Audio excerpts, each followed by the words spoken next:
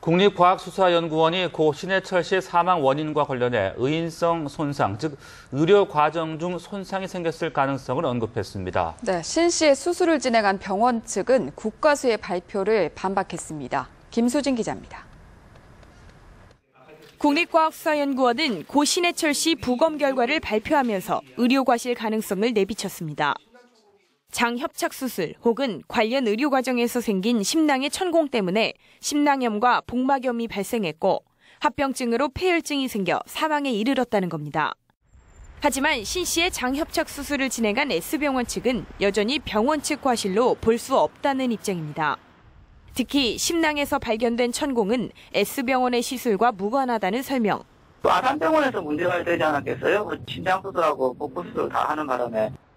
S병원 측은 신 씨가 관리를 소홀히 했을 가능성도 제기했습니다.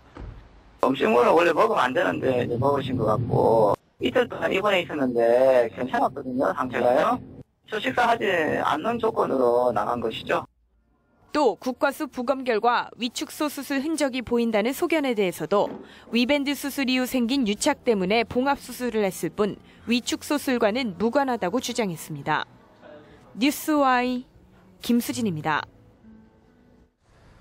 고 신해철 씨의 갑작스러운 사망으로 의료사고 의혹을 받고 있는 서울 송파구 S병원은 위밴드 수술 등과 관련해 예전에도 각종 송사에 휘말렸었던 것으로 드러났습니다. 네, 박수윤 기자가 취재했습니다.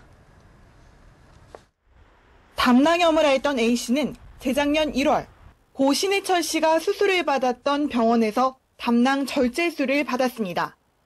수술 뒤 A씨는 계속 복통을 호소했습니다. 급기야 수술한 지 2주쯤 지나서는 쓸개즙이 새어나온 게 발견됐지만 병원은 별다른 조치를 하지 않았습니다. 결국 A씨는 심한 통증을 재차 호소한 뒤에야 뒤늦게 상급병원으로 옮겨졌습니다. 목숨은 건졌지만 반년 동안 입원과 퇴원을 반복해야 했습니다. 법원은 병원이 진단과 치료를 게을리했고 수술에 대한 설명 의무도 위반했다면서 2,700여만 원을 배상하라고 판결했습니다. 고 신해철 씨와 같은 수술로 환자가 숨진 사례도 있습니다. 2011년 4월 이 병원에서 위밴드 수술을 받은 B씨. 복통과 고열에 시달렸지만 마약성 진통제와 해열제를 처방받고 수술 사흘 만에 퇴원했습니다. 이틀 뒤 배가 아파 병원을 다시 찾았는데 의료진이 그제서야 위밴드를 제거하려고 보니 소장에는 구멍이 뚫려 있었습니다. 소장까지 잘라낸 B씨는 넉 달 뒤 대학병원으로 옮겨졌지만 끝내 숨을 거뒀습니다. 유족들이 소송을 제기했지만 법원은 의료사고라고 볼 증거가 부족하다며 병원 과실은 인정하지 않았습니다.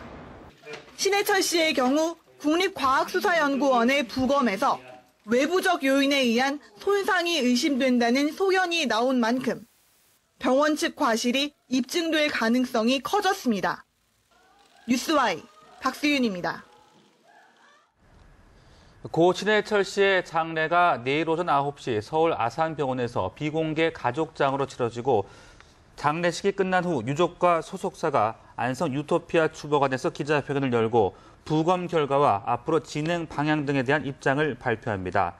이 자리에서 논란이 쟁점이 되고 있는 사안에 대한 입장도 함께 발표할 것으로 보입니다.